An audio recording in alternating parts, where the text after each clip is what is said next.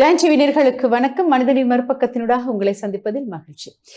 ஒருவருடைய வாழ்க்கையில் எப்படியெல்லாம் ஒரு திருப்பம் அப்படின்னு சொல்லும் பொழுது அது மகிழ்ச்சியான திருப்பமாக இருந்தால் எப்படி இருக்கும்? அப்படித்தான் இவருடைய வாழ்க்கை. அப்படின்னா செல்வ செழிப்பு மிக்க ஒரு வாழ்க்கை. தந்தை நீதிபதியா இருந்தாங்க, அதனால படிக்கணும் அப்படின்னு ரொம்ப கண்டிப்பா இருந்தாங்க. அதனால படிச்சே ஆகணுன்ற ஒரு சூழ்நிலை இருந்தது. அப்போ வக்கீலாக படிக்கணும் அப்படின்ற ஒரு ஆசை இருந்தது. ஆனால் வக்கீலாக படிப்பதற்கு முன்னாடி இவருடைய கனவு எப்படி தெரியுமா? டாக்டரா வரணும் அப்படின்றதான் கனவு. ஆனா ஒரு சில கட் அவுட் மார்க்ஸ்னால அவருக்கு டாக்டரா வர முடியாத ஒரு சூழ்நிலை. அப்போ அதனுடைய கதை என்ன அப்படின்னு நான் உங்களுக்கு பின்னாடி அப்படி சொல்லிட்டு வரேன். ஆனா அதுக்கு முன்னாடி சரி வக்கீலா படிச்சிருவோமே அப்படின்னு நினைக்கிறேன். ஆனா வக்கீலா ஆன பிறகு கூட அந்த கலையார்வம் இருக்கு பார்த்தீங்களா, அது அவர் விடவே இல்லை. ஏதோ ஒரு வகையில கலைத்தாகத்தை தீர்க்கணும் அப்படின்னு முடிவு பண்ணிடுறாங்க. நாடகத்துறை அவருக்கு ஒரு அழகான ஒரு அரவணைப்பை கொடுக்குது. நாடகத்துல ரொம்ப செழிப்பா நடிச்சுட்டு இருக்கும் பொழுது சரி நாடகம் தான் நடிக்கிறோம், பேசாம நம்ம வக்கீலாவே மாறிடலாமே அப்படின்னு டெல்லிக்கு கிளம்புறாங்க. ஏன்னா அவருக்கு கவர்மெண்ட் உத்தியோகம் கிடைக்குது. அப்ப டெல்லியில தான் அந்த உத்தியோகம் கிடைக்குது. அப்போ அதற்கு ட்ரெயின் ஏறிடலாம் அப்படின்னு முடிவு பண்ணும் பொழுது அழைப்பு வருது. எங்க இருந்து தெரியுமா? சினிமால நடிக்கணும் அப்படின்னு. எதிர்பார்த்த ஒரு கனவு, ஆனா அது நடக்குமா நடக்காதா அப்படின்ற ஒரு கேள்விக்குறி இருந்தது. அது நடந்துருச்சு அப்படின்னு நினைக்கும்போது எவ்வளவு சந்தோஷமா இருக்கும். யாருடைய வாழ்க்கை பயணம் அப்படின்னு சொல்லும் பொழுது ஜெய்சங்கருடைய வாழ்க்கை பயணம். இவரை பத்தி சொல்லணும் அப்படின்னா மக்கள் கலைஞர் அப்படின்னு எல்லாருமே கொண்டாடினாங்க. அதுக்கு பிறகு பாத்தீங்கன்னா தென்னகத்து ஜேம்ஸ் பாண்ட் அப்படின்னு இவருக்கு ஒரு சிறப்பான பேர் இருக்கு. ஏன்னா இவர் நடிக்கிற படங்கள்லாம் துப்பறியும் படம் ரொம்ப நடிச்சிருக்காரு, திகில் படங்கள் நிறைய நடிச்சிருக்காங்க. அப்ப அந்த காலத்துல எல்லாம் பாத்தீங்கன்னா ஒரு ஸ்டைலா நடிக்கிறதே ஒரு சிறப்பு. ஏன்னா குடும்ப பாங்கான கதைகள் இருக்கும், அதுக்கு பிறகு காதல் கதைகள் இருக்கும், சோகமான கதைகள், இப்படிலாம் கதைகள் அப்படி வந்துட்டு இருக்கும் பொழுது திடீர்னு ஒருத்தர் ரொம்ப ஸ்டைலா இந்த துப்பறியும் கதைகள்லாம் ரொம்ப அழகா சொல்லி அவருடைய ஆடையெல்லாம் பார்த்தீங்கன்னா வித்தியாசமா இருக்கும். இந்த கவ்பாய் ட்ரெஸ் அப்படின்னு சொல்லுவாங்களே, இந்த கவ்பாய் ட்ரெஸ் அப்படின்னு சொல்றது தமிழ் திரையுலகுக்கு அறிமுகம் செய்தவர் நம்ம ஜெய்சங்கர் அவர்கள் தான். அப்போ இந்த வித்தியாசமான அவருடைய இந்த பயணத்துல ரசிகர்கள் அவர் கொண்டாட ஆரம்பிச்சாங்க. முதலாவது படமே வெற்றி படம் அப்படின்னா எவ்வளவு சூப்பரா இருக்கும். அது எல்லாருக்குமே கிடைக்காத ஒரு சான்ஸ், ஆனா இவருக்கு கிடைச்சது. ஏதோ நினைக்க போய் ஏதோ நடந்து வாழ்க்கையில ஒரு பெரிய இடத்துக்கு போனவர் தான் ஜெய்சங்கர் அவர்கள். ஜெய்சங்கர் அவர்கள் பாத்தீங்கன்னா 1938 ஜூன் 3 பிறந்தவர் தான். தமிழ் திரைப்பட நடிகரான இவர் சங்கர் அப்படின்றதான் இவருடைய இயற்பெயர். அப்ப இவருக்கு எப்படி பேர் வந்துச்சு அப்படின்னு பார்க்கும்பொழுது ஜோசப் தலித்தியர் என்ற ஒரு இயக்குனர் தான் இவருக்கு ஜெய் அப்படின்னு முன்னாடி பேர் வச்சு ஜெய்சங்கர் அப்படின்னு அழைக்க சொன்னாங்க. இது அவருக்கு ஒரு பெரிய சக்சஸான ஒரு வரவேற்பாக அமைந்தது. ஜெய்சங்கர் அவர்கள் ஒரு பட்டதாரி. அது மாத்திரமில்ல 1965 வெளிவந்த இரவும் பகலும் அப்படின்ற அந்த முதலாவது திரைப்படமே அவருக்கு ஒரு பெரிய வெற்றியை கொடுத்த ஒரு திரைப்படம் அப்படின்னு சொல்லலாம். கிட்டத்தட்ட 200 திரைப்படங்களுக்கு மேலாக வெற்றி வாகை சூடியிருக்காரு அப்படின்ற ஒரு விடயத்தையும் பார்க்கலாம். ஜெய்சங்கர் அவர்களுக்கு என்ன அப்படின்னா திரைப்படங்கள் பார்த்தீங்கன்னா ஒவ்வொரு வெள்ளிக்கிழமை வெளிவடுறதுனால அவருக்கு ஃப்ரைடே ஹீரோ அப்படின்னு ஒரு பேரை கூட கொடுத்திருந்தாங்களாம். அதாவது அந்த அவருடைய படங்கள் அப்படின்னாலே அது வெற்றி பெற்றுமா, அது என்னவோ ஒரு ராசி அவர்கிட்ட இருந்ததுனால அதிகமான இயக்குனர்கள் இவரை தேடி வர ஆரம்பிச்சாங்க. ஆனால் பட்டப்படிப்பை சென்னையில முடிக்கிறாங்க. சென்னையில முடிச்ச பிறகு என்ன அப்படின்னா நாடகம் பண்ணணும்னு ஒரு ஆசை. அப்போ சோவினுடைய அந்த நாடக குழுவில் இணைஞ்சு சின்ன சின்ன வேடங்கள் கொடுக்குறாங்க. அந்த சின்ன சின்ன வேடங்களை ரொம்ப அழகா ஏற்று நடிக்கிறாங்க. அப்போ தனக்குள்ள இருக்கிற திறமை தெரியுது. அப்போ அப்பா இல்ல நீங்க ஒரு கவர்மெண்ட் ஜாப்ல இருந்தா நல்லா இருக்குமே அப்படின்னு அப்பா சொல்றாங்க. உங்களுக்கு தெரியுமா, ஜெய்சங்கர் அவர்களுக்கு ஒரு சின்ன ஆசை இருந்தது. என்ன அப்படின்னா ஒரு கவர்மெண்ட் ஜாப்ல இருக்கணும், அதே நேரத்துல ஒரு சின்ன ஸ்கூட்டி ஒன்று வாங்கிக்கணும், ஒரு அமைதியான ஒரு குடும்பம், அதே நேரத்துல ஒரு அருமையான ஒரு மாத வருமானத்துல சந்தோஷமா இருந்துடணும் அப்படின்ற எண்ணம் தான் அவருக்கு இருந்தது. சினிமால பெரிய அளவு சாதிக்கணும் அப்படின்லாம் அவர் நினைச்சது கிடையாது. திடீர்னு வந்த வாய்ப்பு தான் அந்த இரவும் பகலும். அப்போ இந்த சோ அவர்களுடைய நாடக குழுவில் இணைந்து நடிச்சிட்டு இருக்கும் பொழுது சின்ன சின்ன வேடம் அப்படிலாம் நடிச்சிட்டு இருக்கும்போது திடீர்னு சென்னையில இருந்து அப்படியே அவருக்கு டெல்லியில வேலை கிடைச்சது. கிளம்பலாம் அப்படின்னு நினைக்கும் போது திடீர்னு இரவும் பகலும் படம் நடிச்சு கொடுத்துட்டு போங்க அப்படின்னு சொன்னோன்னு ரொம்ப ஷாக் ஆயிட்டான். எப்படி நடிக்கிறது? ஏன்னா அந்த டைம்ல பாத்தீங்கன்னா சிவாஜி, எம்ஜிஆர் அவர்கள் அப்படியே களம் இறங்கி கலக்கிக்கிட்டு இருந்தாங்க. நிறைய திரைப்படங்கள் எல்லாமே வெற்றி கொண்டாடுது. சில திரைப்படங்கள் ஓரளவு வெற்றி, சில திரைப்படங்கள் பயங்கர வெற்றி. அப்போ ஒரு புது ஹீரோ வராரு. இவர் எந்த ஒரு கேரக்டரையும் ரொம்ப கஷ்டப்பட்டு நடிக்க மாட்டாரு. யதார்த்தமா அப்படியே வந்த மாதிரி அது என்ன கதை அப்படின்னு கேட்டுட்டு அப்படியே நடிப்பாராம். அது நகைச்சுவையாக இருக்கலாம், அப்படி இல்லைன்னா ஒரு போலீஸ் கேரக்டரா இருக்கலாம், அப்படி இல்லைன்னா ஒரு வக்கீல் கேரக்டரா இருக்கலாம், அப்படி இல்லைன்னா ஒரு டாக்டர் கேரக்டரா இருக்கலாம். அப்போ சும்மா சாதாரணமா நடிக்கக்கூடிய ஒரு நடிகர். அது ரொம்ப அப்படியே ஏத்து கஷ்டப்பட்டுலாம் நடிக்க மாட்டார். ஆனா அந்த படம் சூப்பர் ஹிட் ஆயிடும். அது அவருடைய ஒரு லக்கி அமைப்பு அப்படின்னு தான் எல்லாம் சொல்லுவாங்க. ஜெய்சங்கர் அவர்கள் நிறைய திரைப்படம் நடிச்சிருந்தாலுமே 50% மேலாக நிறைய திரைப்படங்களுக்கு அவர் பாதி சம்பளமே வாங்கினது கிடையாது. அப்போ சம்பளம் கிடைக்கல அப்படின்னு சொல்லி அடுத்த திரைப்படம் பண்ண மாட்டேன் அப்படின்லாம் சொல்ல மாட்டாங்களாம், பண்ணி கொடுக்குறேன் அப்படின்னு சொல்லுவாங்களாம் கேட்டா. ஏன்னா பணம் என்னங்க பணம், அது இன்னைக்கு வரும் நாளைக்கு போயிடும். ஆனால் மனிதனுடைய குணம் ரொம்ப முக்கியம். தன்னுடைய கேரக்டர் வந்து எப்பயுமே ஒரே மாதிரி இருக்கணும் அப்படின்னு நினைப்பாங்களாம். தன்னுடைய பிள்ளைகளுக்கும் அவங்க அதான் சொல்லுவாங்களாம், பணம் ஒரு இஷ்யூவே கிடையாது, அது வாழ்க்கையில பெரிய அளவு உங்களுக்கு சப்போர்ட் பண்ணாது, ஆனால் படிப்பு ரொம்ப பெரிய அளவு சப்போர்ட் பண்ணும். அந்த படிப்பை நீங்க கையில எடுத்துட்டீங்க அப்படின்னா உங்க வாழ்க்கையை நீங்க பெரிய அளவு ஜெயிக்கலாம். அதான் அவங்க பட்டம் கூட எடுத்திருக்காங்க. அப்போ பணம் வந்து ஒரு தேவை கிடையாது. தனக்கு ஒரு கலை ஆர்வம் இருக்கு, அந்த கலை ஆர்வத்தை தீர்த்துக்கணும் அப்படின்னு தான் சினிமாவில் பயணம் செய்ய ஆரம்பிச்சாங்க. அப்போ நிறைய இயக்குனர்கள் வந்து சம்பளம் கொடுக்கல அப்படின்னு சொல்லும் பொழுது, பரவாயில்ல நான் நடிச்சு தரேன், அதெல்லாம் ஒன்றும் பிரச்சனை இல்லை அப்படின்னு சொல்லி ஒரு பெரிய பரந்த மனசா ஏத்துக்கிட்டு நடிச்சு கொடுக்கக்கூடிய ஒரு ஆற்றல் அவர்கிட்ட இருந்தது. அப்பெல்லாம் பார்த்தீங்கன்னா சிவாஜி எம்ஜிஆர் அவருடைய திரைப்படங்கள் வெளிவந்து ஓடிட்டு இருக்கு. அப்போ இரவும் பகலும் படத்துல ஒரு புதுசா ஒருத்தர் அறிமுகமாயிருக்காங்களாமே, இந்த படம் எப்படி ஓடும் அப்படின்னு நினைக்கும் பொழுது பெரிய ஒரு வெற்றியாங்க அந்த காலகட்டத்தில். அப்போ அந்த வெற்றியை எவ்வளவு அருமையா கொண்டாடினாங்க. இந்த வெற்றிக்கு பிறகு பார்த்தீங்கன்னா அடுத்தடுத்த திரைப்படங்கள், அதாவது இவருடைய ஷூட்டிங் எப்படி இருந்தது அப்படின்னா, காலையில் வந்து வீட்டில் இருந்து கிளம்பி போனாங்கன்னா இரவு தான் வருவாங்களாம். ஒரு நாளைக்கு கிட்டத்தட்ட 3 திரைப்படங்கள் நடிக்கக்கூடிய வாய்ப்பு இருந்தது. அவ்வளோ பிஸியான ஒரு ஹீரோவாக இருந்தாங்க. 100 திரைப்படங்கள் வந்து ரொம்ப பெரிய ஒரு சூப்பர் ஹிட் அவருக்கு கொடுத்தது. அதுவும் வந்து அநேகமான திரைப்படங்கள் பார்த்தீங்கன்னா கருப்பு வெள்ளை திரைப்படங்கள் தான். வண்ண திரைப்படங்கள் ரொம்ப குறைவு ஜெய்சங்கர் அவர்களுக்கு. அதுக்கப்புறம் எம்ஜிஆர் சிவாஜி அவர்கள்லாம் வண்ண திரைப்படங்கள் நடிக்க போயிட்டாங்க. ஆனால் ஜெய்சங்கர் அவர்கள் வந்து கருப்பு வண்ண திரைப்படங்கள் அதிகம் நடித்தாங்க. ஏன் அப்படின்னா ஒரு காரணம் அதுக்கு சொல்லப்பட்டிருக்கு. என்ன அப்படின்னா, அதாவது பட்ஜெட் திரைப்படங்கள் அப்படின்னு சொல்லுவாங்களே, இந்த பட்ஜெட் வந்து கொஞ்சம் குறைவான திரைப்படங்கள், அதுலலாம் அவர் நடிப்பாராம், கதையை கேட்பாராம், குடும்ப பாங்கான கதை இருக்கா, காதல் கதை இருக்குதா, சோகமான கதை இருக்கா அப்படின்லாம் கேட்பாங்களாம். அப்போ சொன்ன பிறகு சரி நடிச்சு தரேன் அப்படின்னு சொல்லுவாங்களாம். அதனால பட்ஜெட் குறைவாக இருந்தாலும் சந்தோஷமா நடிக்கிறேன்னு சொல்வதனால நிறைய இயக்குனர்கள்லாம் அவரை தேடி வர ஆரம்பிச்சாங்க. அதே நேரத்தில் ஜெய்சங்கர் அவர்கிட்ட இன்னொரு பழக்கம் இருந்ததாம். அதாவது தான் வந்து ஷூட்டிங் ஸ்பாட்டுக்கு போகும் பொழுது அங்க இருக்கிறவங்க கிட்டலாம் வந்து ஹாய் அப்படின்னு ரொம்ப அருமையா பழகுவாங்களாம். ஏன்னா அதுக்கு முன்னாடி எல்லாம் அங்க வேலை செய்யறவங்க எல்லாமே வந்து ஹீரோ வந்துட்டாங்கன்னா அவங்கள வந்து அண்ணா சார் அப்படின்னு கூப்பிடுவாங்களாம். ரொம்ப அமைதியா போயிட்டு அவங்க கிட்ட அப்படியே அடக்கமா இருந்து பேசுவாங்களாம். ஆனால் ஜெய்சங்கர் அவர்கள் எல்லார்கிட்டையும் ரொம்ப நண்பரா பழகக்கூடிய ஒரு வாய்ப்பு, எல்லார்கிட்டையும் அந்த நட்பு பாராட்டக்கூடிய ஒரு அமைப்பு. அதனால எல்லாரையும் பார்த்தீங்கன்னா ஹாய் அப்படின்னு சொல்லுவாராம். அதாவது வாசல்ல வந்து செக்யூரிட்டி கார்டு இருந்தா கூட அவர்கிட்ட போய் ஹாய் நல்லா இருக்கீங்களா அப்படின்னு கேட்பாரு. அப்ப எல்லாரும் கேட்பாங்களா, ஏன் அவர்கிட்டலாம் போய் கதைக்கிறீங்க, நாளைக்கு அவர் கூட ஒரு இயக்குனரா வரதுக்கு வாய்ப்பு இருக்கு அப்படின்னு சொல்லுவாராம் சிரிச்சுக்கிட்டு. அதாவது எப்பவுமே உற்சாகமான ஒரு மனிதர், அதுதான் அங்க பார்க்கக்கூடிய விடயம். தனக்கு வந்து நிறைய வாய்ப்பு வந்திருக்கு, தனக்கு நிறைய பதவிகள் வந்திருக்கு, நிறைய உயர்வு வந்திருக்கு, விருதுகள் கிடைச்சிருக்கு அப்படின்னு எதையுமே மனசுக்கு எடுத்துக்காம உற்சாகமா யாருக்கிட்டையும் பேசுவாராம். எல்லாருக்கிட்டையுமே ஷூட்டிங் ஸ்பாட்டுக்கு போயிட்டாங்கன்னா அங்கே ஒரே கலகலப்பாக இருக்கும் அப்படின்றதான் நிறைய பேர் பதிவு செய்திருக்காங்க. அதுக்கப்புறம் பார்த்தீங்கன்னா அவருடைய ஒரு எண்ணம் எப்படின்னா, நிறைய பேருக்கு உதவி செய்வார். அதான் அவருடைய சிறப்பான ஒரு பழக்க வழக்கம் அப்படின்னு சொல்லியிருக்காங்க. அதாவது ஆதரவற்றோர்களை தேடி சென்று உதவி செய்யும் பழக்கம். தன்னுடைய பிறந்த நாளாக இருக்கட்டும், தன்னுடைய வீட்டில் ஒரு விசேஷமாக இருக்கட்டும், ஏதாவது ஒரு நல்ல ஒரு நிகழ்வு அல்லது நாளாக இருந்தாலுமே ஆதரவற்றோர் இல்லத்துக்கு போய் அவ்வளவு செலவையும் தானே செய்துதான் அவங்களுக்கு எல்லா உணவோ பரிசு பொருட்களோ வாங்கி கொடுத்து மகிழ்ச்சி அடைவாங்களாம். அந்த நேரத்தில் என்ன செய்வாங்களாம் தெரியுமா, அந்த காலகட்டத்தில் முன்னணியில் இருந்த ஹீரோ அல்லது முக்கியமான பிரமுகர்களை அழைத்து வந்து அந்த பரிசுகளை கொடுப்பாங்களாம். ஏன் அப்படின்னா, நாளைக்கு இதே மாதிரி இவங்க மாதிரி நிறைய பேர் இருக்காங்க, அவங்களுக்கெல்லாம் நீ உதவி செய்யணும் அப்படின்றது வந்து ஒரு அமைப்பாக எல்லாரும் தெரிஞ்சுக்கணும் அப்படின்றதுக்காக அந்த நிகழ்வை வந்து அருமையா செய்வாங்களாம். அதனால எல்லாரும் வந்து கஷ்டம் அப்படின்னா அந்த கஷ்டத்துக்கு ஒரு தோள் கொடுக்கும் ஒரு நண்பராக தான் ஜெய்சங்கர் அவர்களை பார்த்தாங்க. அதே நேரத்தில் பார்த்தீங்கன்னா ஜெய்சங்கர் அவர்கள் வந்து நிறைய இயக்குனர்களை வந்து உருவாக்கி இருக்காங்க அப்படின்ற ஒரு விடயத்தை நாங்கள் பார்க்குறோம். ஏன் அப்படின்னா, நிறைய பேர் வந்து கதையோட வந்து இப்படியே கோடம்பாக்கத்தில் வந்து சுற்றி திரியும் பொழுது நிறைய முன்னணி ஹீரோவெல்லாம் வந்து காலகட்டத்தில் வாய்ப்புகள் கொடுக்க மாட்டாங்க. ஏன்னா ஏற்கனவே நிறைய இயக்குனர்கள் வந்துட்டாங்க இல்லையா, அதில் இவங்களுக்கு வாய்ப்பு கிடைக்காது. ஆனால் இவர் என்ன பண்ணுவாராம், கூப்பிட்டு வச்சு கதை கேட்பாராம். கதை கேட்டு பரவாயில்ல நான் பண்ணி தரேன் அப்படின்னு சொல்லுவாராம். அந்த படம் வந்து ரொம்ப ஹிட் ஆயிடுமா. அப்போ இதனால நிறைய இயக்குனர்களை உருவாக்கிய ஒரு சிறந்த மனிதர் அப்படின்னு திரையுலகம் கொண்டாடியது.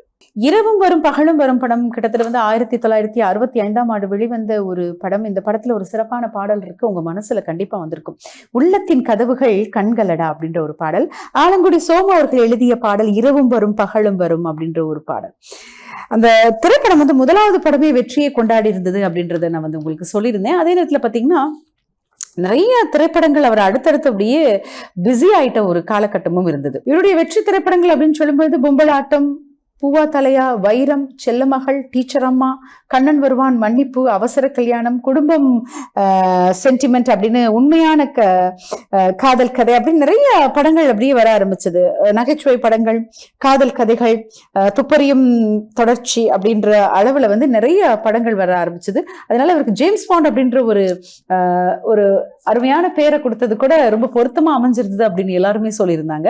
ஆக்ஷன் ஹீரோ அப்படின்னு சொல்லி அவருக்கு வந்து அடுத்த ஒரு அந்தஸ்தை கொடுத்த திரைப்படங்கள் அப்படின்னு சொல்லும்போது கருத்து கண்ணாயிரம், ஜக்கம்மா, ஜம்பு, ஒரே தந்தை அப்படின்ற திரைப்படங்கள் எல்லாம் அவருக்கு வந்து ஒரு பெரிய வெற்றியை கொடுத்தது. ஜெய்சங்கர் அவர்களுக்கு இரவும் பகலும் திரைப்படம் பெரிய ஒரு வெற்றியும் தேசிய விருதையும் பெற்றுக் கொடுத்த ஒரு திரைப்படமா இருக்கு. முதலாவது படமே கொண்டாட்டம் அப்படின்னு நல்லா இருக்கும்ல.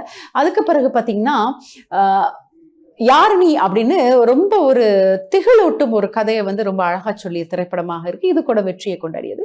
வல்லவன் ஒருவன் திரைப்படத்துல வந்து சிஐடி சங்கரா நடிச்சிருந்தார். அந்த பேரே ஒரு சிறப்பா இருந்ததுனால அந்த படத்துல வந்து அவர் வந்து ஆக்ஷன் ஹீரோ அப்படின்றது மாத்திரமில்ல, ஜேம்ஸ் பாண்ட் அப்படின்னு எல்லாரும் அழைக்கக்கூடிய அந்த அருமையான பேர் அவருக்கு வழங்கிய ஒரு திரைப்படமாக பார்க்கப்படுகிறது. அப்போ அடுத்தடுத்த திரைப்படங்கள் அவருக்கு வெற்றியை கொண்டாடுது. இப்போ வெற்றியை கொண்டாடிட்டு இருக்கும் பொழுது அடுத்து பார்த்தீங்கன்னா கவுபாய் அப்படின்ற ஒரு கேரக்டரை செய்யணும் அப்படின்னு ஆசைப்படுறாரு. அப்போ அதற்கு ஏற்றா போல வந்து உடை அணிந்து அதற்கு ஏற்றா போல, ஆனால் நகைச்சுவை திரைப்படம் தான். அது வந்து ரொம்ப சீரியஸான ஸ்டோரி அப்படின்னு கிடையாது. பட் அது வந்து ஒரு நகைச்சுவையான திரைப்படமாக பார்க்கப்படுது.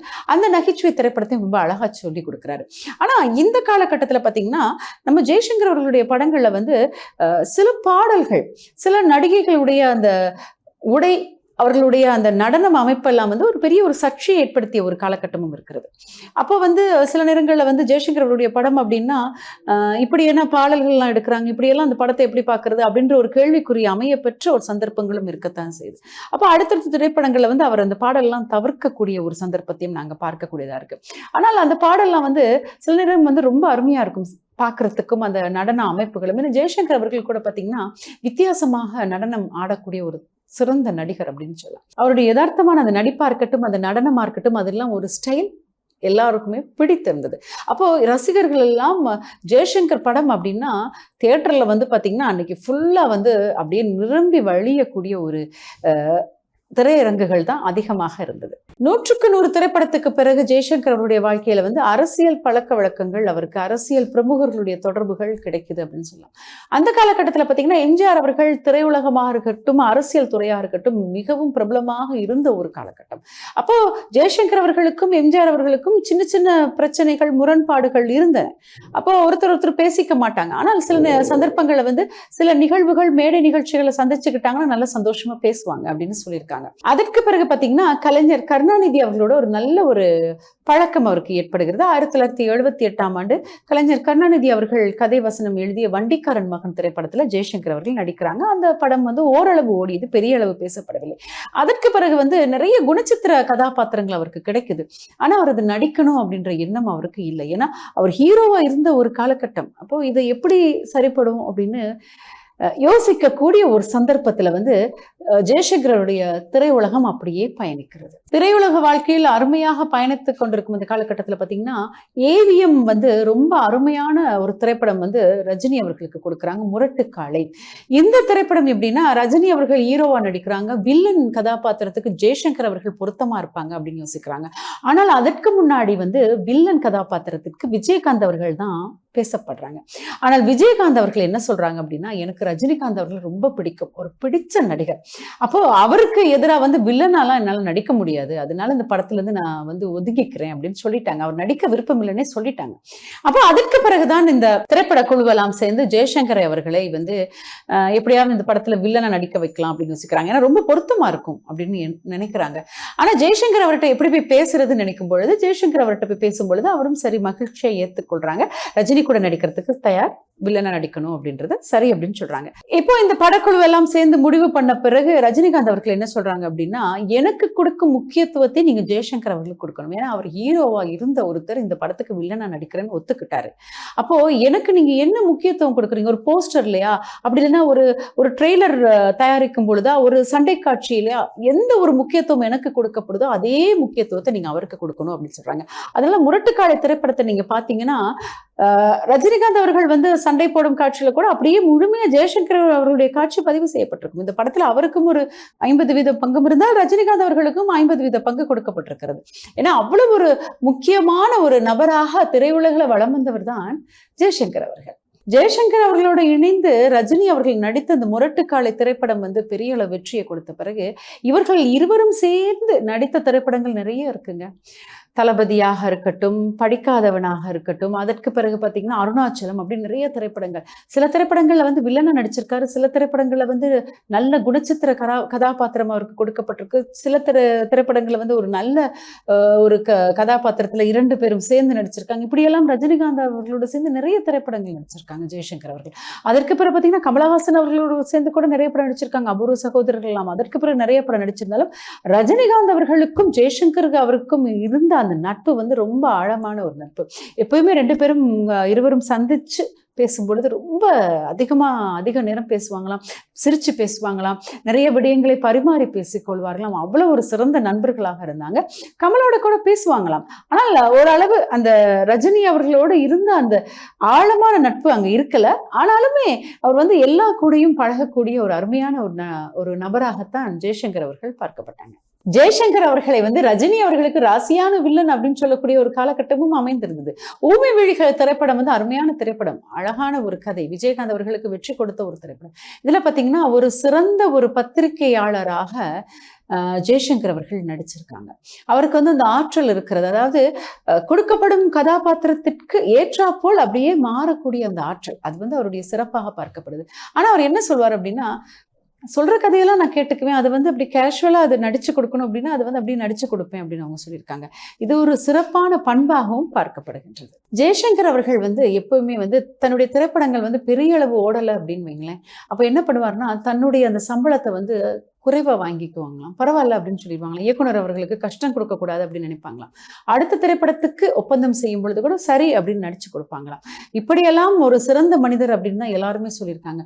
அதனால யாருமே உதவின்னு கேட்டா கூட அந்த உதவியை முன்னின்று செய்யக்கூடிய ஆற்றல் இருக்கிறது. பணத்தை வைத்து ஒரு மனிதனை இடை போடக்கூடாது அப்படின்னு கூட எல்லார்ட்டையும் சொல்லுவாங்களாம். ஏன்னா அவங்களுடைய கேரக்டர் வந்து நாங்க பார்க்கணும், அவங்களுடைய குண இயல்புகளை பார்த்து ஒரு நல்ல மனிதரை நாங்க தெரிவு செய்து அவங்க கூட வந்து நட்பு வைத்துக் கொள்ளணும் அப்படின்னு அடிக்கடி சொல்றது உண்டு. திரையுலகில் இருக்கும் பொழுது எந்த ஒரு பிரச்சனையிலுமே சிக்காம அருமையாக திரையுலக வாழ்க்கையாக இருந்தாலும் சரி, குடும்ப வாழ்க்கையாக இருந்தாலும் சரி, பொறுப்பா வாழ்ந்த ஒரு மனிதர் அப்படின்னு சொல்லலாம்.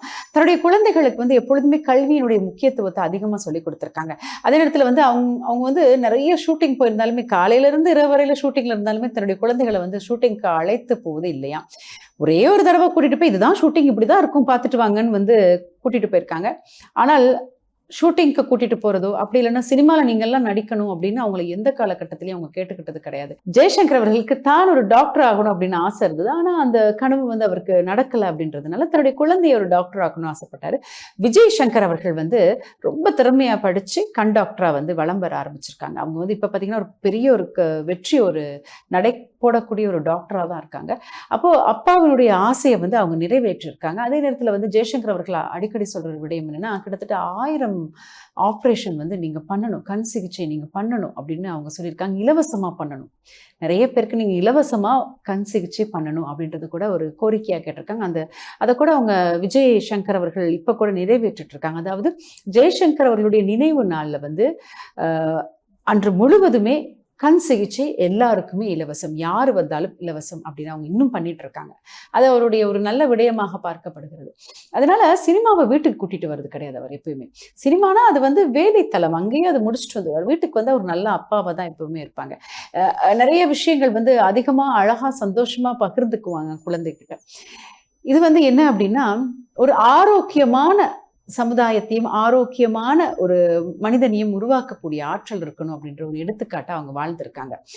எப்பவுமே வந்து சக நடிகர்களுடன் பழகும்போது அவங்க என்ன படம் நடிச்சாங்க, அவங்க எவ்வளவு பெரிய ஹீரோ அப்படின்லாம் அவங்க யோசிக்கிறது கிடையாது. எல்லாரோடையுமே நட்பா பழகக்கூடிய ஒரு நல்ல மனிதராகத்தான் ஜெய்சங்கர் அவர்களை பார்க்கிறாங்க.